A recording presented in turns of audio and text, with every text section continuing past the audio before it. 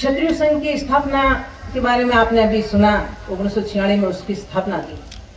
पूज्य श्री के हृदय में ये पीड़ा थी और उन्होंने क्षत्रिय संघ की स्थापना की। तब उनके मन में ये भी पीड़ा रही होगी कि मैं मेरे समाज में जो बालक है उनके लिए क्षत्रिय संघ की स्थापना करी, क्षत्रिय संघ नाम दिया गया। तो उनके मन में ये भी पीड़ा तो उस टाइम रही होगी कि मेरे समाज की बालिका है, उनके लिए भी कुछ ऐसा होना ही चाहिए।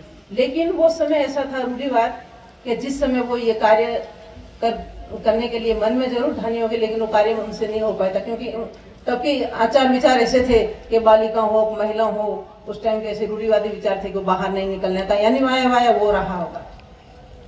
कुछ ये समय चलता रहा। बाद में हमारे गुजरात के वशिष्ठ संस्थक है, अजीत सिंह जी धोलरा साहब है, और कई हमारे भगवंत सिंह साहब है, कई इन्होंने बुजुर्गों ने मिलकर इस विषय पे चर्चा थोड़ी की कि इस जो बालिका वर्ग है, जो महिला है, जो आज की बालिका है, कल की वो माता बनेगी, माता निर्माता होती है, तो हम उसके ऊपर हमें थोड़ी विचार करना चाहिए। तब इन्होंने इकट्ठे होकर विचार किया और 1995 में इसकी क्षत्रिय संघ की बालिका शिविर का आयोजन किया। पहला हमारा बालिका शिविर हुआ गुजरात में धंधुका में, और उसी श्रेणी में दूसरा हमारा शिविर जयपुर में संशक्ति में हुआ। तभी से ये बालिकाओं के शिविर शुरू हुए। अपन सोचते हैं, कहते हैं ना कि अपन बिल्डिंग भवन बनाते हैं तो उसकी नींव मजबूत होती है तो वो बिल्डिंग अच्छी मजबूत होती है। जब नींव ही कमजोर हो तो अपन कैसे कर सकते हैं कि हमारी बिल्डिंग होती। तो ये नींव जो है ये हमारी बालिका है, ये हमारी बच्चियां हैं। जो आज की छोटी सी बच्ची के 5 साल की बच्चियां से शुरुआत होती है हमारे क्षत्रिय संघ, 5 साल के बालिकाओं का शिविर लगता है, उससे बड़ियों का लगता है, जैसे इस तरह से। तो 5 साल की बच्ची होती है, तभी से उनके जीवन में ऐसे संस्कार, ऐसी बात की जाती है, ताकि वो आगे बढ़ के अपने जीवन को, अपने परिवार को, अपने राष्ट्र को, अपने देश को आगे बढ़ा सके। अलग अलग तरह से शिविर होते हैं बालिकाओं के। 3 दिन के होते हैं, 7 दिन के होते हैं, 12 दिन के। पूर्ण रूप से उसका आयोजन, उसका जो भी संचालन करती है वो महिला, ये मातृ शक्ति ही करती है, पूर्ण रूप से वो संभालती है। उसमें पुरुष वर्ग कोई भी आते नहीं है, सारा का सारा कार्य वो महिला विभाग ही उसको संभालता है।